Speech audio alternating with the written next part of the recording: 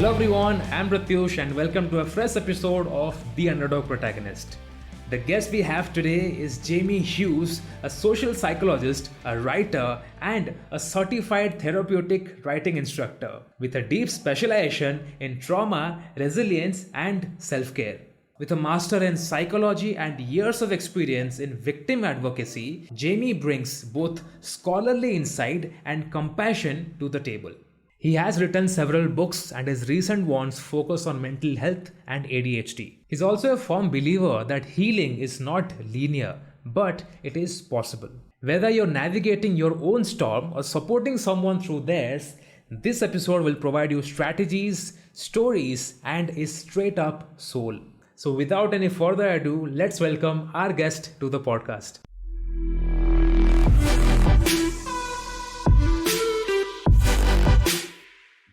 Hi Jamie, how are you doing? I'm great. Thank you very much. Before we begin the episode, I just want our listeners to have a bit clarity on who you are, what you do, and what are you generally known for. Okay, sure. I'm a social psychologist. I'm also an author. So I have 4 books published, working on the 5th now. They're all in the area of mental health. And so I do speaking occasionally and do a lot of research. I am also a certified life coach and a certified therapeutic journaling instructor. So that's interesting. That's actually one of my passions there, among others. And also a member of and I'm going to mess this up, but in the U.S., it's the National Police and Criminal Psychology Association, I think. If that's not right, it's close enough. Yes, basically forensic psychology, which is wasn't an area of passion for me until I did my master's degree, and we had to not necessarily do an official minor, but one of the professors was a forensic psychologist, so all of her assignments were about that topic. So I got, deeply invested and intrigued and kind of went down that rabbit hole, and now I'm in love with that too. So. Gotcha. I mean, that's such an interesting mix of, passion, career, and what you do to drive, your purpose. But I want to go a little back, where it all started, the story behind all these studies that you have made. And you have got a rich academic background and in trauma, self-care, social psychology, and a whole lot more. But before we talk about the frameworks, let's talk about how did your own story, bring you into this work? Yeah, very, very interesting. And actually, it was kind of a natural but unplanned path. When I when I first started working on my bachelor's degree, someone, I don't remember if it was a professor or a fellow student, made the comment that, why people go into psychology, right? And I'm like, no, why? They said, to fix themselves. And so anybody you see in psychology, in therapy, psychiatry, most likely they went into it to try to get a better understanding of themselves or their lives or something like that. And so that was very true for me, very true. My journey to that part was not very smooth at all. And I think people can get a lot from my story, in that even if you've been through, some very traumatic events, even if you've dealt with mental health issues, that's not the end of the road. You can continue and be successful. You can continue and complete your dreams and goals. When I was a baby, probably not even a year old, my parents divorced, and it was a bitter divorce, so bitter that my my mom got rid of all pictures of my dad. So when I was a young child, living with my mom, I never even saw a picture of my dad. I didn't even know I had a father. There was no mention. He was out of the picture. He was gone. Um, and to me, it's kind of funny because now, having been through some life experiences, I know what it's like when you have a breakup and you're just pissed at the person. You get rid of everything, Yeah. especially if it was for a bad reason. Um, but so living with my mom when I was young, she passed away when I was only 8 years old. And so, you talk about a traumatic event. Here was a child that only had one parent, only even knew of one parent, and lost them. My grandparents, my mother's parents, who I absolutely loved and they loved me, they wanted to basically adopt me or, have custody of me. And the family court said, no, if his father's alive, he needs to go live with him. And so I was made to go live with my father. First time I'd ever seen him. He did not want me. He already had another life and family and all of that. So I was moved, immediately I think it was within 3 months of my mother dying. I was moved to a totally new city, new school, new family, new everything. And so that was very, very difficult on me. There, there was no time to heal. There was no time to process or even grieve correctly. So a lot of my childhood growing up was just living, trying to survive while grieving under the surface. Um, so then get into my dad's family and living with him. Um, Experienced emotional and psychological abuse from him that continued pretty much the rest of my childhood, even into adulthood. Um, a little, a little physical abuse, but honestly, not much compared to some stories. And I'm not downplaying that. I'm just being honest. But the psychological abuse, the emotional abuse, was heavy and regular. So that I I grew up as a teenager thinking I was unwanted and worthless. Um, I started noticing that I was having depression, um, and that went untreated. Even even when I said something about it, it was ignored. Uh, and so I also learned very quickly not to say anything, to keep quiet. Um, so all through teenage years, very rough. And I had good times. I had some good friends at school. I had some best friends, still friends with today.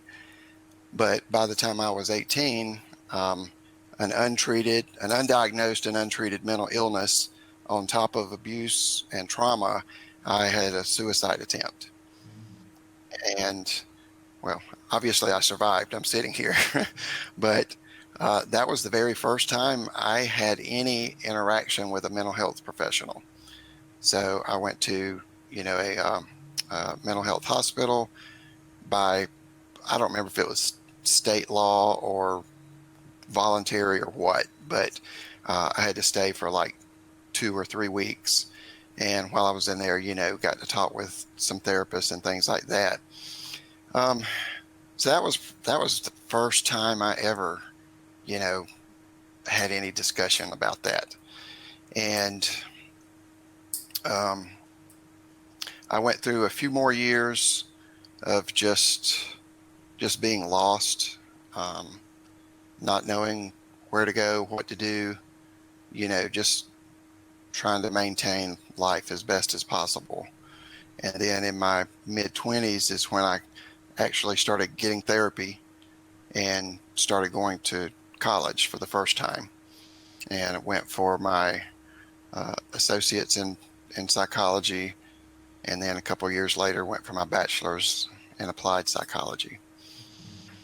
So that's when I say it was a bumpy and unintentional path into my my field of study and my experiences, where I'm at now, it was rough. Um, and even then, it didn't just, magically go away. I had depression for years and years and years. It took a long time to get on the right medication, the right dosage, to allow the therapy to work, to do what it's supposed to do, and to start learning self-care. And this is something that I think people with a mental illness like depression, or their family members, their friends, something that we don't understand is that just medication is not the only answer. It's needed. It's needed at times, but it's not the only answer. Just therapy, just talk therapy is not the only answer. If you can go, I've known people that have been going to therapy for years. I mean, like 5-10 years, and they're still going to therapy for the same problem. It's basically become a, talk session, a gossip session for them. And that's not the purpose of it. It shouldn't be. You have to move into the stage where you can learn self-care and self-healing. One of the things that helped me the most, and I mentioned this as being one of my passions, was the journaling. That helped me a lot. I mean, immensely, because it was something I could do on my own. It was something I could do at my own pace. I could talk about whatever I wanted to talk about, whether it was now, whether it was the past, whether it was the future. And I think as you grow, and if you, a lot of people, especially if you're an entrepreneur, you're a budding business person, you've got goals of doing whatever it is that you're passionate about. You naturally have a thought process of, here's where I am, and here's where I want to go. What do I need to do to get there? But when you're struggling with a mental illness, whether it's depression, PTSD, ADHD, that doesn't come naturally. It doesn't come naturally because your mind and your body are fighting against those things. They're fighting against them in a way that says, hey, look, whatever's going on right now, right this second, that's the only thing that matters. That's the only thing that's important. So it can be very difficult to think of a future that's positive. It can be difficult to actually make plans and stick with them, or be able to envision a path to get to where you want to go. Those things are not easy, but they're worth it. The journaling, like I said, helped me to do that. And that was something funny enough, I started when I was a teenager, but I didn't know that's what I was doing. I grew up from childhood loving comic books. And as a teenager, I would start writing stories, copying some of the comic books, Spider-Man, for instance. I would kind of write my own stories of a different character, and notice that some of the issues the characters were dealing with in my stories were my issues. So that was the very early beginnings of self-care and finding a way to express the emotions and the thoughts and things that later, evolved into therapeutic writing. And so that's why I pursued that in terms of, and even that was unintentional. I was actually, I bought a book from an author named Kathleen Kennedy. Is that her name? Kathleen Kennedy.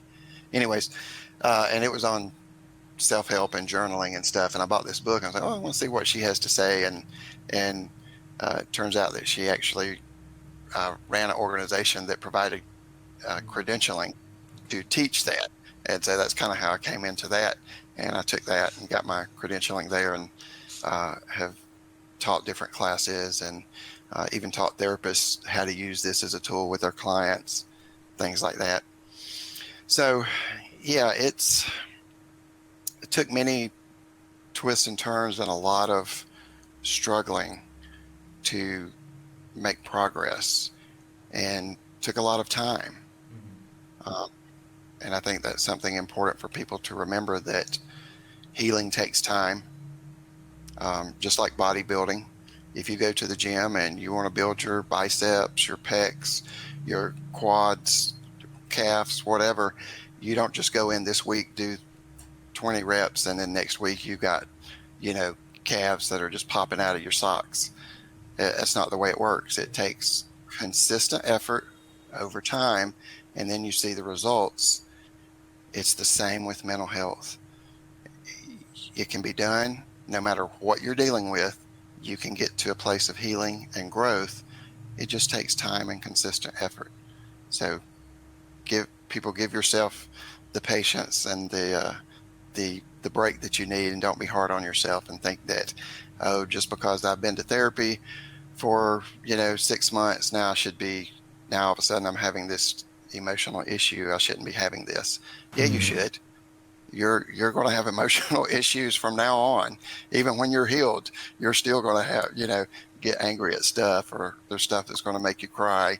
I don't know about you, but I'm a big Walking Dead fan, and recently I've been rewatching The Walking Dead from beginning to end.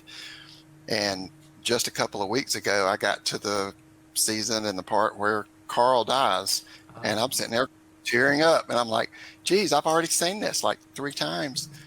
And so, you're always going to have that. That's normal. Yeah. But you can get to a point to where that the trauma and the pain aren't running the majority of your life. A lot of times, people misunderstand what trauma is all about, especially the ones who have not faced it or felt it firsthand. Mental health as a topic came into light. I mean, for me, what I came to know more about, like when it was trending, was during COVID. Like when COVID struck, everyone was talking about mental health because everyone was being pushed inside their houses. And Yep. the sudden shift of dynamics is what made them realize that mental health is something that we need to look after. But that misunderstanding never went, because even though they are kind of feeling what mental health is all about, they are looking at it on a hindsight. They are not, they have not felt it firsthand. They're just feeling like the aftermath of what it might be. Okay, Yes. so I just want to get that clarity that what does get misunderstood so often about trauma and mental health?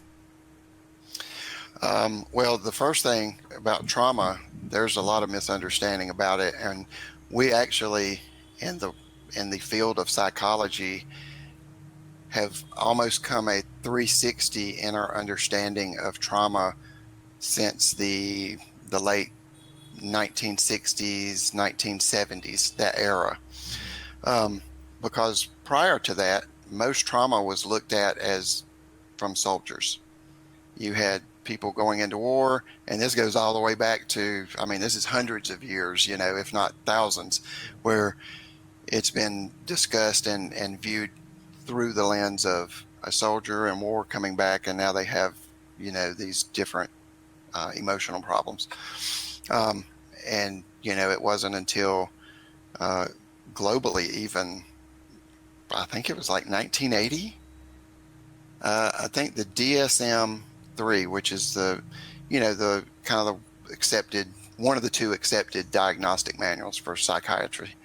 I think in 1980 was the first time they even had the complete diagnosis of PTSD. But by that time, we had started realizing a couple of things that were very important. One, it's not just soldiers. Anybody that experiences trauma that's severe enough or lasts long enough can develop PTSD, can develop the symptoms that lead to that. So it's not just soldiers. I worked for many years in a domestic violence and sexual assault agency. And many people that experience domestic violence or sexual assault that's trauma, develop PTSD, develop those symptoms and diagnosis. So that's one thing we've learned. It's not just soldiers, and it doesn't have to be like super extreme in some viewpoints, and what might be traumatic to you might not be traumatic to me.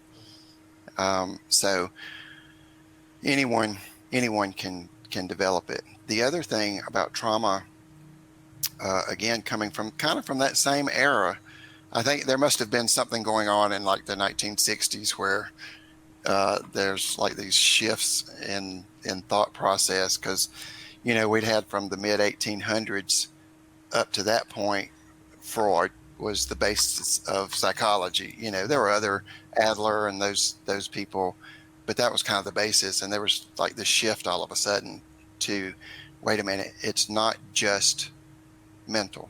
It's not just repressed emotions or repressed thoughts. So we have an understanding, which is developing now at a beautiful rate, in a beautiful way, is that trauma is stored in the body. Yeah. It's not just that, okay, my mom died when I was 8. That was very traumatic, so I remember that. I actually don't remember much of that. Sometimes when you go through trauma, your mind kind of blocks it out to keep you from replaying it. And there's little bits and pieces I remember, but not a lot. It's in the body. When you experience trauma, your body goes, and everyone's pretty much heard fight, flight, or freeze. You have these immediate reactions. Well, that's from your nervous system. That's not from your brain, from your cognitive thoughts. Because if you're walking around a corner and there's a bear there, you don't stop and think, there's a bear. Okay. I've read that bears can kill you. Okay. He looks scary. I see his teeth and his claws. Okay. I should probably turn around and run. All right, let's do that. No, your nervous system goes bam, and you're out of there. That's how quickly it is. So these things get stored in your body because when those processes are activated in the nervous system, for a child whose brain is developing, it literally reroutes the neural pathways to say, okay, instead of growing towards comfort, instead of growing towards safety, instead of growing towards love and acceptance and growth and confidence and resilience, it says there's danger emotionally or physically, so we need to reroute all of our systems to danger response. Yeah. So, which in your body can look like increased cortisol levels, increased adrenaline. It can wear down your immunity system, your digestive system. It can impact your heart health, all of these things. So we drastically need to understand and jump on this horse and ride it. Physical health is mental health, and vice versa. If you have a mental health issue, 1,000% you have a physical health issue. Yeah. Vice versa. You got physical health problems, there's a huge chance they come from trauma. And you may not even think about it in those terms, but it's almost guaranteed. So, yeah. So the fact that it's physical and not just mental, and the fact that anyone can experience trauma and develop symptoms or even a disorder from it is possible. Recently, I was having a talk with a doctor. He has been dabbling into all sorts of things, but primarily he helps people get rid of the limiting belief. And he mentioned that your physical pain is very much mental, like as you just mentioned.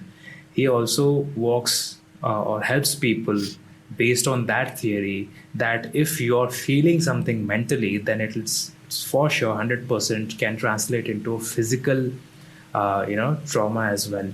So once you're discarding that limiting belief and you're clear on your brain that I'm okay, then maybe your body will also accept that you're okay.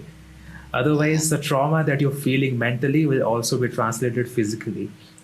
As you Mm-hmm. have mentioned a few lines before, that we have been uh, educated that trauma is something that works in a certain way, maybe in 1960, as you mentioned. But Mm-hmm. I think before that, trauma is all about physical, and it's a Mm-hmm. term that's been used medically as well, that uh, Oh yeah. the person has a trauma in his arteries or in his brain or whatever. I mean, they Mm-hmm. define trauma as something very severe, damage in a body part, and we need to work on that. But Yes. as time went by, trauma kind of translated into this both hemispheres, physical and also mental. And people Mm-hmm. started to be aware of the fact that, okay, trauma is something that can be mental also, and we need to look after mental health so that the trauma, that mental trauma, does not translate into physical trauma, and we do not feel that we are being dragged down so much. Mm-hmm. And you talk a lot about resilience. You have been hinting resilience throughout our talk right now. It's not Mm-hmm. in the fluffy motivational sense, it's very real. Right. Right. Uh, but someone who is in the thick of it, resilience kind of feels very hard to acquire. For someone who has been through a lot of traumas, maybe has Mm-hmm. developed PTSD along the way, they have kind of developed a thick skin, and are, you know, uh, kind of have this barrier placed around them that they don't easily accept things, or they don't want to accept things. And I just want to talk about that resilience, that how do you Mm-hmm. develop that, or if at all you have developed so much resilience that you are just not ready to accept anything or not letting anyone be closer to you because you are afraid that what if I am committing to this action, whether it's Mm-hmm. relationship, personal life, professional life, whatever that might be, will cause me trauma instead. So people are kind Uh, of, as I've said, building barriers around you just because of that resiliency. Maybe in a good way, maybe in a bad way, but it's affecting their lives. So how to identify that and build mhm. resilience in a good way? Yeah. I would say that if someone is afraid in some sense or resistant to a situation, that's not resilience. That's avoidance. Resilience is no matter what happens, I'm going to be okay. If I play this game with you, if we play cards, I might lose, and that's okay. I hope I'm going to win. I'm very competitive, but uh, you know, if I lose this game, it's all right. It's just a game. We'll keep going. I'll get better next time. Resilience is the ability to learn from experiences and grow from experiences. So people that have a healthy resilience then are more equipped or better equipped, stronger in a sense to handle new situations, to go into new situations. Um, and that is something that parents can teach their children. It's something that people learn from their environment growing up. Someone just yesterday asked me, when you have two people in the same situation, let's say soldiers, they're in a war, and they come out, one develops PTSD and the other does not. Why? They were both in the same situation.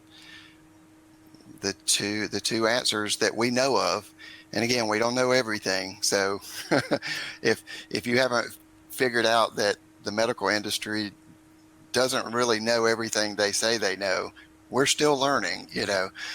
Um, but the reasons that we know is some people have more resilience and some people have a better care and support system after experiencing trauma. And that's the two differences there. So if you're trying to build resilience,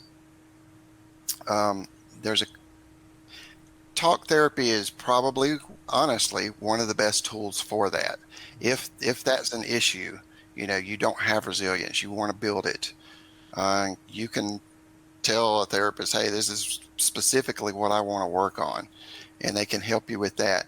And they kind of do, like you mentioned, is help you change limiting beliefs. Limiting beliefs would be like, well, nobody loves me.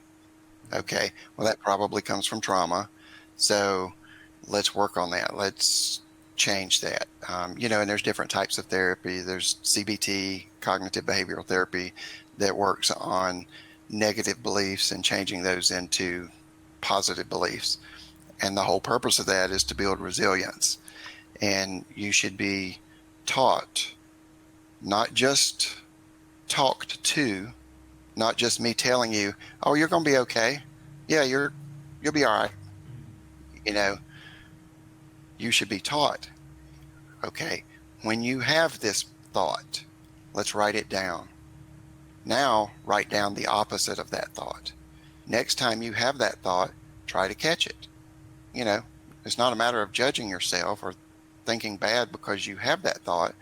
It's something that's grown there for probably many years, but try to catch it.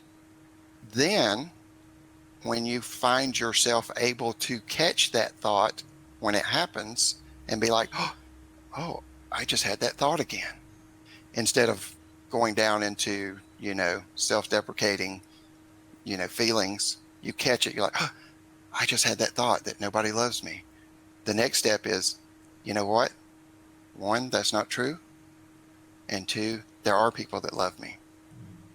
You learn just like anything else, any other process, you learn this to build resilience. And another way is to work on your social support. If you've got close friends, but not close family, don't worry about it. You don't owe them anything. You don't owe them, you don't have to go do things for them. If it's important to you, sure. If it's not, don't worry about other people judging you and whatever. If your friendships are closer, then work on those. Spend time, make appointments, do something to work on those, because that will naturally build resilience. That will naturally build a support system. Do things that you enjoy. Find the hobbies that you enjoy. And no, sleeping for 12 hours a day to cover up, pain and trauma and depression is not a hobby. Sitting and watching TV for 6 hours straight is not a hobby. And I'm, huge TV and movie fan. So that's what I had to learn like years ago. It was like, oh yeah, I can just sit here and watch this movie 2 or 3 times in a row. And no, it doesn't work that way. You're hiding. But finding things that you enjoy, because that boosts the chemicals going to your brain, like dopamine. Yeah. You do something you enjoy, you're like, okay, all those things help. Again, that kind of goes back to the physical. You're sort of tricking your brain by giving it something that it wants and needs physically, but it has an emotional impact. So yeah, resilience can definitely be learned, just like any other skill. As you've mentioned that sleeping or watching TV does not help you at all.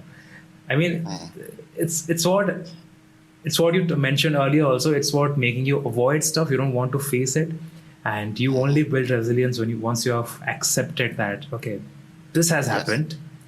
Now I need to work on myself, or maybe can I change the situation now, or do I need to block these thoughts? Do I need to talk about these things? Do I need to seek therapy? What do I need to do to get past this trauma? But that only comes into our mind once you have accepted that this has already happened and we need to work on something so that we are on the brighter side and not doomed for life. And I think if you want to get past and lead a healthier life, you need to have a purpose in mind.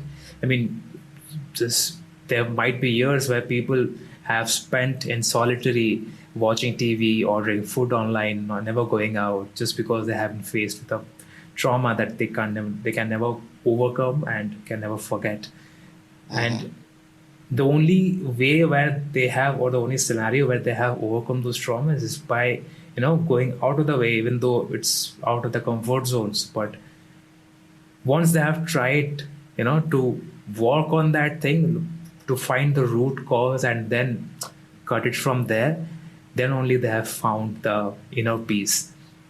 So yeah, Yes. I just want to talk about that phase where we get serious about the purpose and work on ourselves. As you've mentioned, self-care is something very important here. And you being Mm-hmm. a comic book fan, I'm being a big comic book fan and a movies fan. I can see this scratch post behind you. You also love Oh, cats. I yes. also love cats. So yeah, I think there's a lot of similarity that we can explore right now. That how does this aspect of it, the interest, how can we explore this and find our calling? How can we balance this, passion or our likings and find the purpose so that we are driven enough to fulfill that higher purpose, but at the same time, we are also giving ourselves that self care so that Mm-hmm. the past trauma is not a big deal anymore. Yeah. So, and pursuing your passions is something that I think, we might take for granted if you're like not in the middle of struggling to even make it to work or make it out of bed every day. You're not pursuing any passions at that level. So you have to start with the basics, the needs, If I don't know. I was trying to think of an example like a fire. Uh, if there's, if your house is on fire, um, you don't just put out the fire in one room, you know, because if you do that, you might be successful, but the rest of the house is still on fire. So guess what's going to happen? It's going to keep burning. So you have to treat what's necessary first, but that's not the end of it.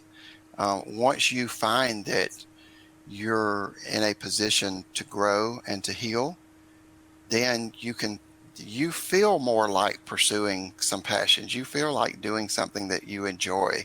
And we'll take comic books. If comic books is something that you enjoy, superheroes, the movies, whatever, start writing about it, start drawing if you're artistic, start talking about it, get on YouTube or TikTok and start a channel and say, hey, yeah, I'm just here talking about comic book characters. Guess what? There's thousands of people every single day listening and watching and creating content about something like that. Because there's a lot of people that enjoy that.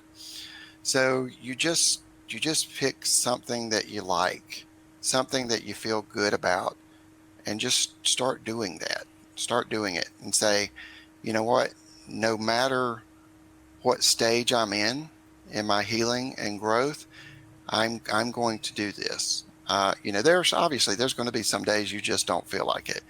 Um, Even with me at this point, I know the importance of physical health, and I'm still a slacker about going to the gym. I know it. There's no pretending. I'm a slacker. I just am. I'll go 2 or 3 days, and then the next thing I know, it's been like a week or two, and I'm like, I need to go to the gym. I need to go for a walk. Um, but uh, there are some days that I may be like, you know what? Regardless of my personal goal with this, today I just feel like crap.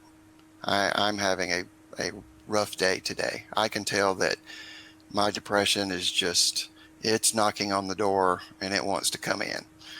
I I just physically don't have the energy to do that. That's okay. You just accept that and you say, yep, this is part of the process. This is part of the process. So you accept it and you keep moving. And then tomorrow when I feel better, I say, yeah, today I feel better. At 2 o'clock, I'm going. Even if I just go for a walk, I'm going. Um, so you have to allow yourself, like you said, acceptance of what you're dealing with, that the reality of it, um, and but at the same time, just keep moving forward in some way. one small step forward is still a step forward. So when you find those passions, you find what you enjoy, work on that and keep working on it. You have been, in the trenches for so long that you have made yourself learn these fantastic, insights about how self-care, can help you redeem your soul. I have been, in the trenches of depression as well. And as you just mentioned that you start to do or you pursue what you really like, the example that you gave was so on point. I like sketching. I love sketching. I'm a very creative guy through and through. And whenever I felt like I'm slipping into that darkness, I'll try to do something that makes me feel enjoyable. Either I'll start to play video games, I'll listen to music, I'll start sketching, I'll record a new podcast episode. Who knows? I mean, the things that I love most is what I feel like there's an escape in. And partly the reason why I started the podcast, not this one, I had one focused on mental health back in the day. And that was just because I was depressed. I lost two family members, both of my grandparents. And I was so connected with my grandfather, and it was COVID back then, that I could not handle the trauma, and I still could not believe that I have lost a soul. Every day it felt like he's sitting right there in front of me. We used to share a room. He was under full-time care. He was home nursed, and he was having all sorts of medical things going on. He had a stroke and he went away. I don't know, but we were never able to accept that reality, and just because of that, I slipped into this depression. And whenever I felt like I don't have anywhere to go, I'll just sit in silence, lock myself in the room, and start sketching or hit record. And in a way, even though I was trying to avoid the fact that I have lost someone, just because I was working on myself, maybe it's for a higher purpose or not. Back then it was not. But just because I was enjoying what I was doing, in a way I was helping myself heal. Yes. And as I went on doing that, I noticed that this podcast is acting like a path for me to open up my brain, whatever I'm feeling. Like you are doing journaling, I used to utter those things through my podcast episodes. I used to rant in a way, and that helped me relieve those stress. Yes. Just like, I mean, it's different for everyone, right? Some people like journaling, some people like to speak to others, some people tend to go for therapy, and some people like me start a podcast and hit record. I don't know of anyone else that does that. I think you're the only one. No, I'm just playing with you. Yeah. Yes, but you're right. Yes. Yeah, I mean, that kind of helped me, reroute myself and find that calling, and, again, made me work on myself. I discovered where I'm lacking. I certainly was not a good speaker. I did not know how to go around the microphone, the technicalities, the posting, the SEO, and a lot of stuff.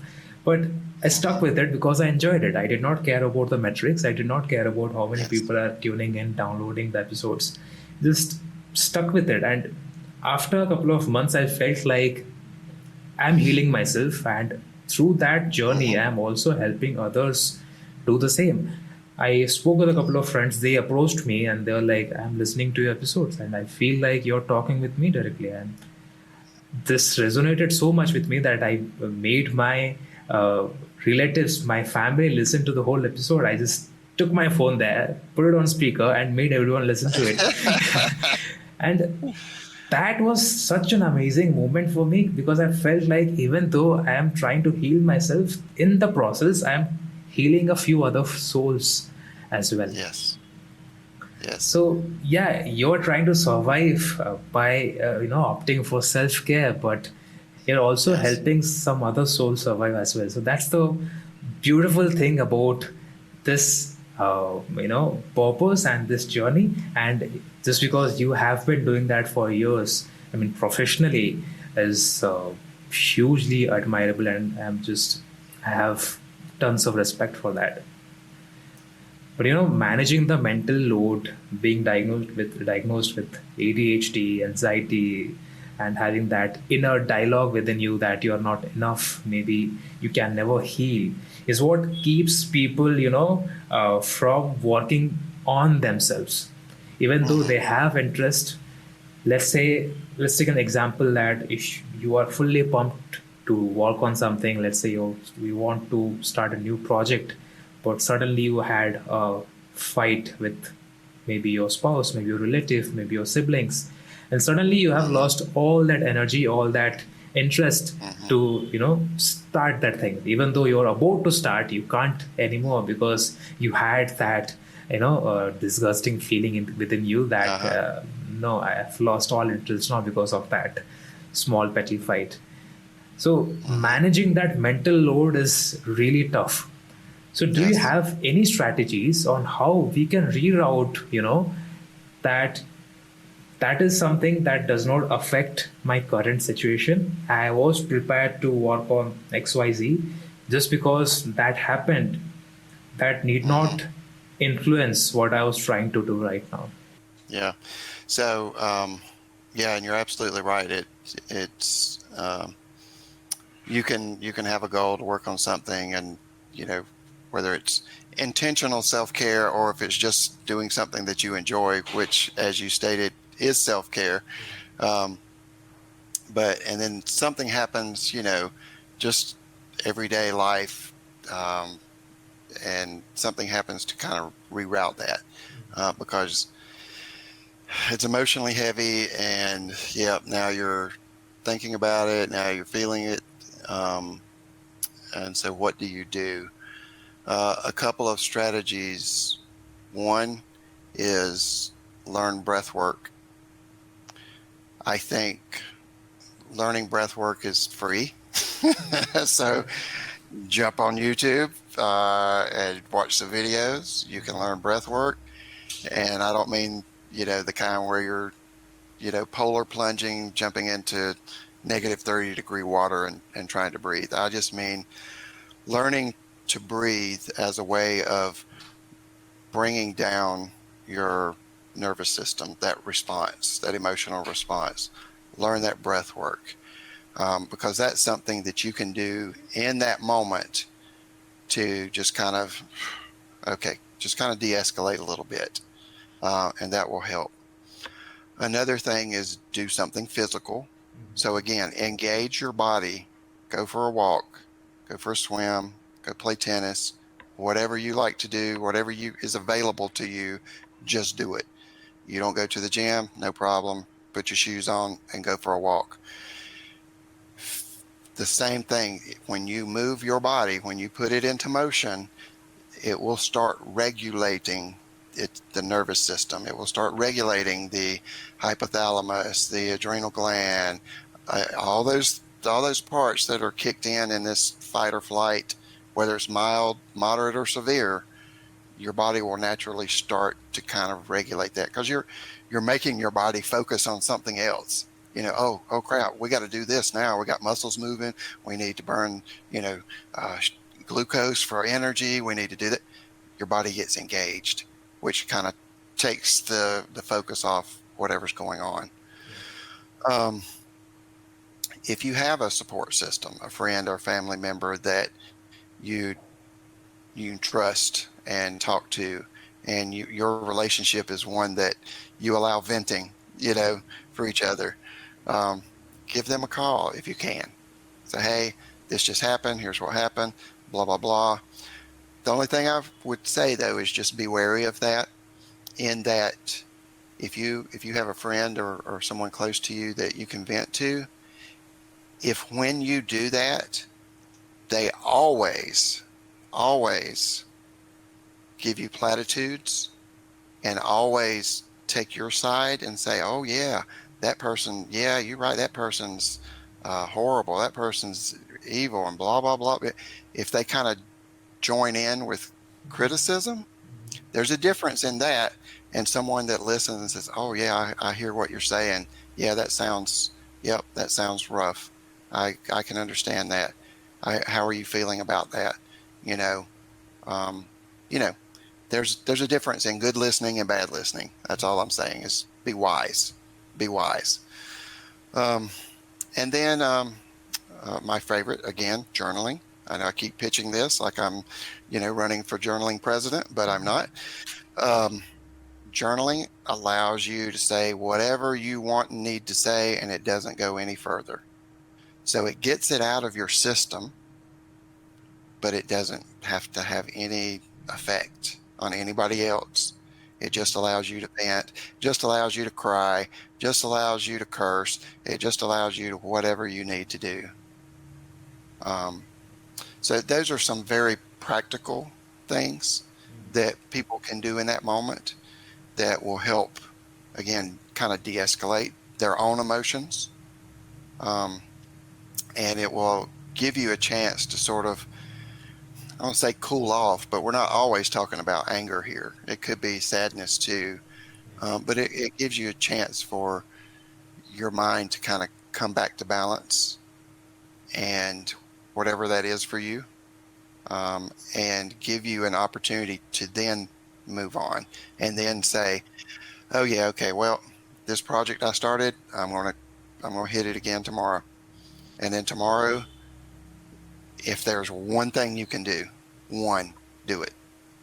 You don't have to do the whole thing until you're, back to that flow. Once you get back in the flow of the creativeness of the work, every single person, whether you have a mental illness, whether you have grief, no matter what, every single person on earth goes through constant fluctuation, constant up and down in life.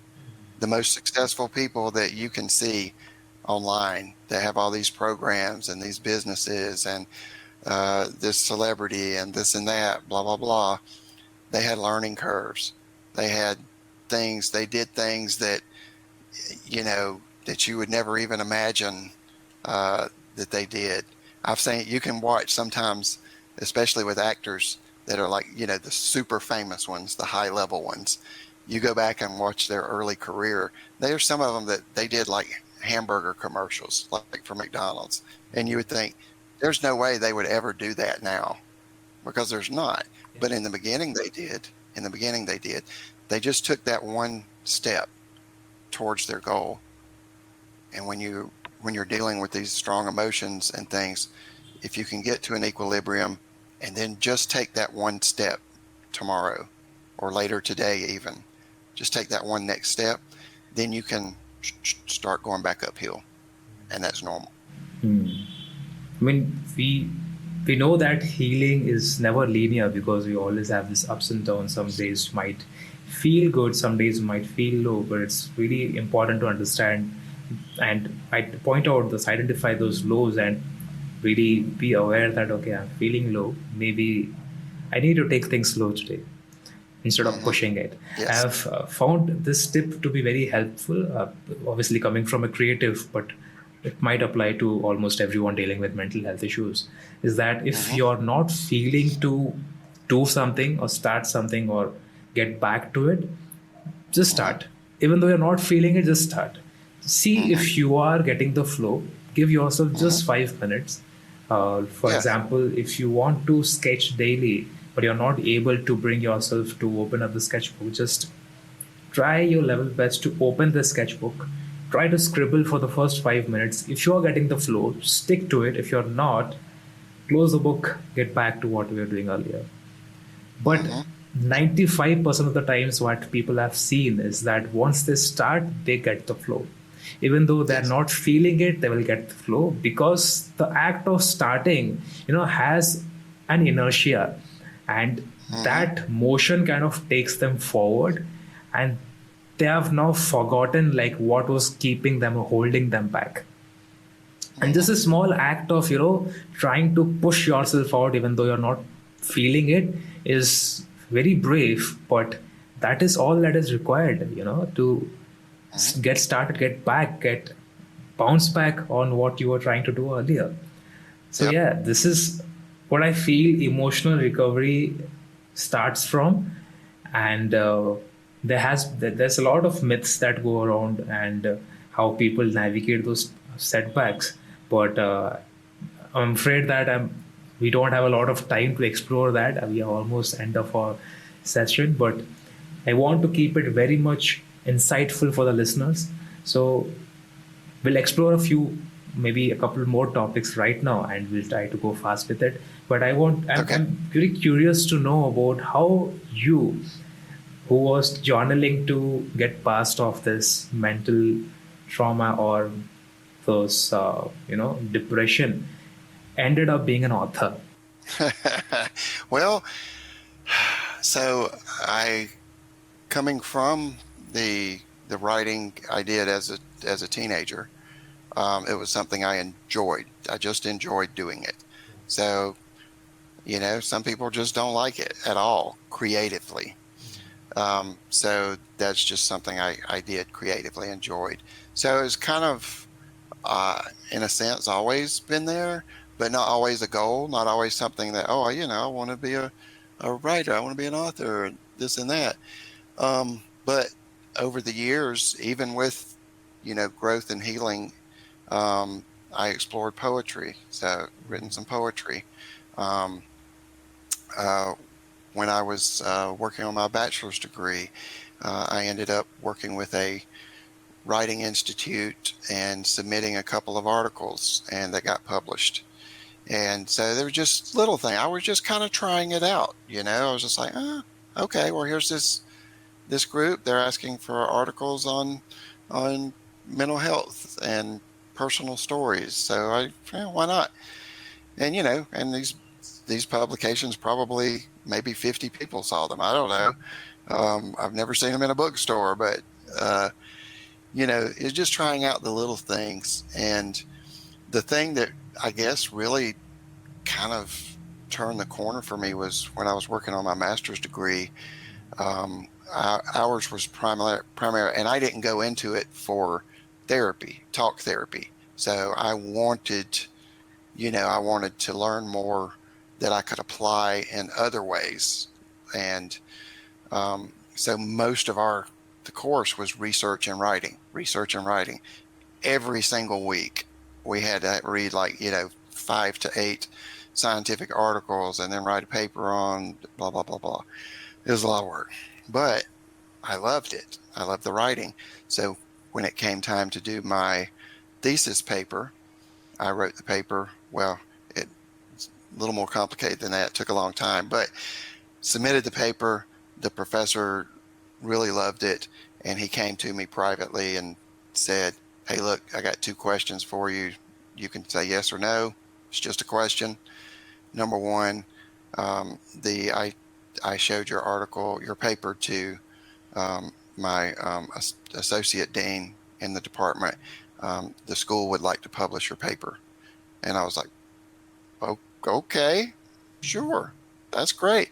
And he said, "Question number 2, I'd like to also use it and include it in the curriculum for my classes." And I was like, "Oh my gosh, this is awesome." So I was like, "Yeah, that'd be great." And I was like, "You know what? Huh. I I have 2 years worth of research and writing. I would like to help people. Here's a way I can do it. I can write these books. They're short. They're to the point. They describe each one is, each of the 4 so far, it covers a different mental health issue: anxiety, depression, PTSD, ADHD. They describe the condition, so you get a little bit of background and understanding of what you're dealing with or what your family member is dealing with. And then it goes into very practical steps on how to manage it, how to know when to get help, how to know what getting help looks like. What should you expect in therapy? What is breath work? How does your diet, your physical, all those things. So that's how I kind of got to the author stage, was a little bit of passion, a little bit of luck, maybe, I don't know, and just a realization that this was something that I enjoyed and it could help other people. For creators and builders, they tend to go into this path where they self sabotage themselves. Maybe these are Hmm. thoughts, maybe these are actions, but they end up making them regret on a lot of things. Hmm. And for these people who are dealing with anxiety or neurodivergence, what's that Hmm. one mindset shift that you can advise those people that can stop them or help them stop self sabotaging? That's a good question. Yeah, self-sabotaging is rough when you have an issue and you have, you know, your own body and mind like doing this to you, even when you have something that you want to do.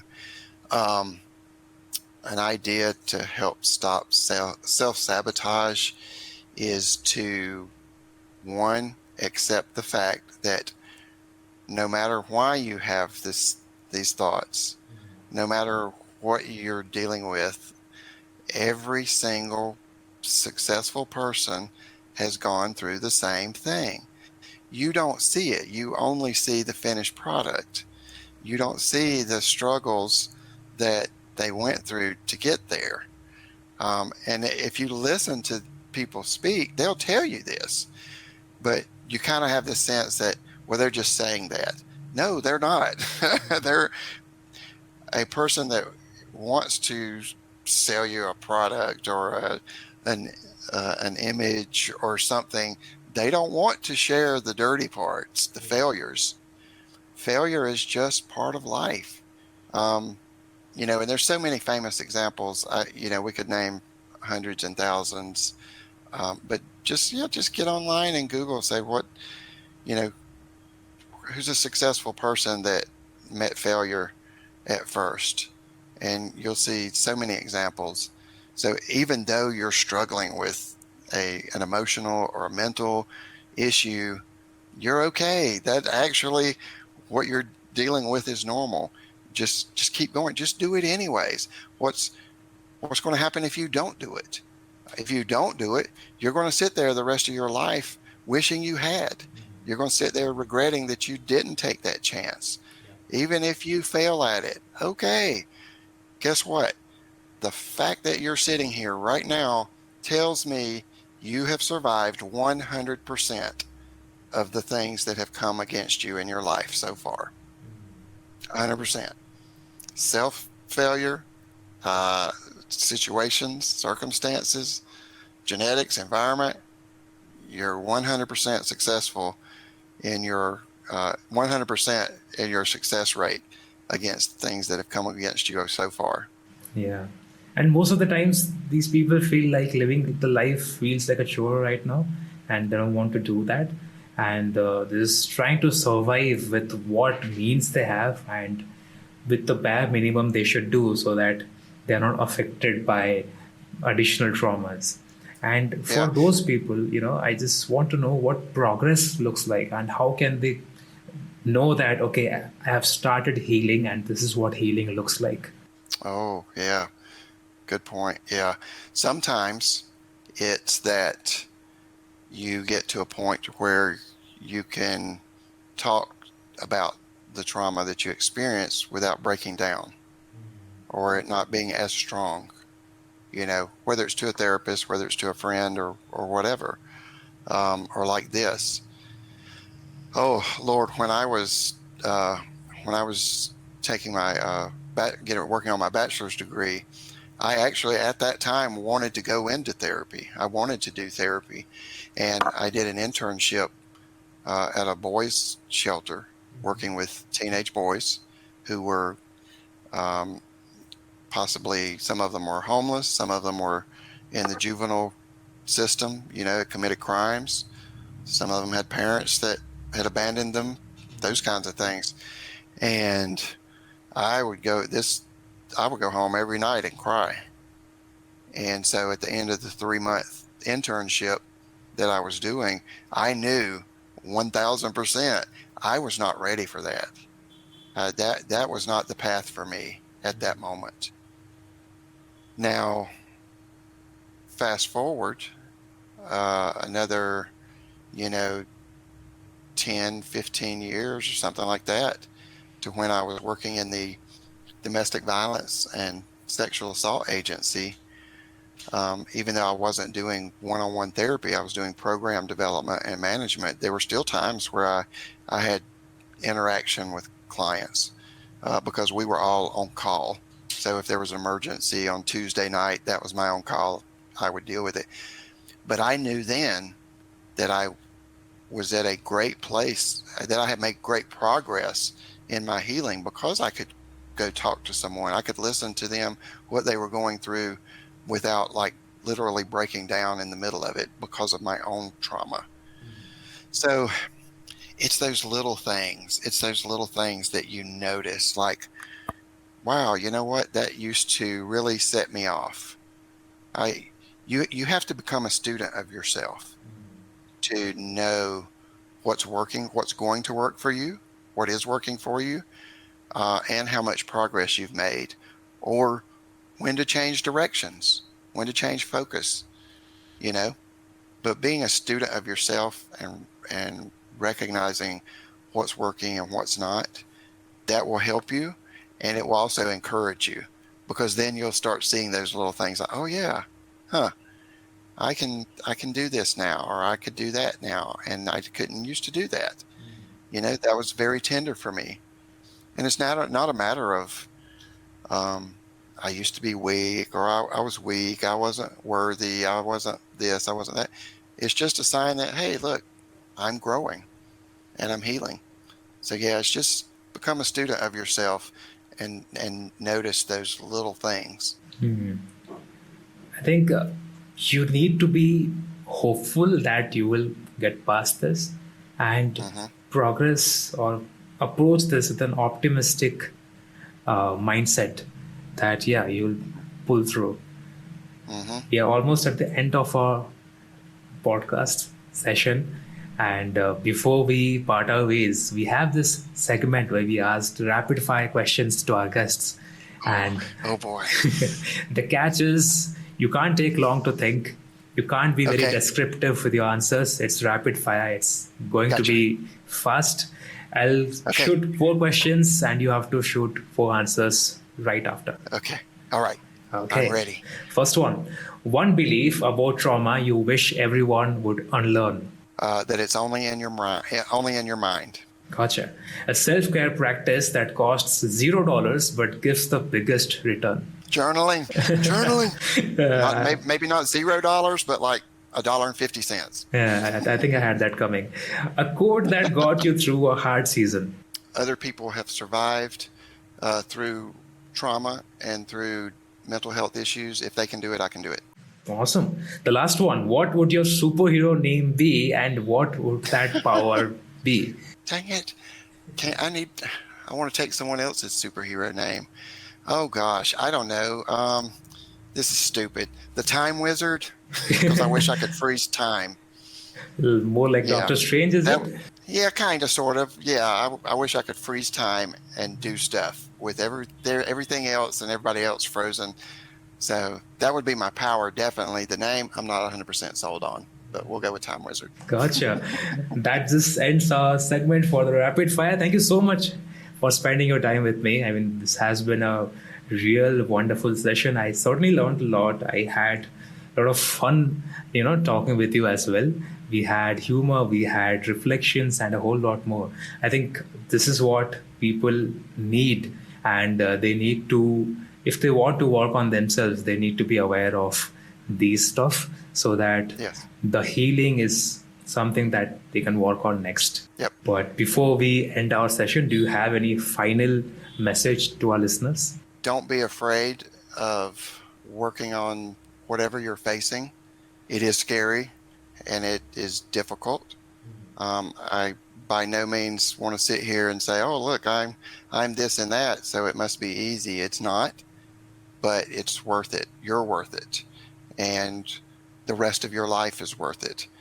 And you can make it through the storm. I promise you can make it through the storm. Just take that first step. Awesome. Thank you so much again, Jamie, for spending your time with me, for giving your time and appearing on the Sure, I'm really grateful. And yeah, hopefully we can do this in the near future as well. Yep, I enjoyed it. Thank you very much. Thank you so much for tuning in. I hope you learned something new and the experiences that has been shared can help you get past or help you in a healing journey as well. I'll leave links to Jamie's socials and also his recent books down the description for you to go and check it out. But I'll catch you in the next one. So until then, take care.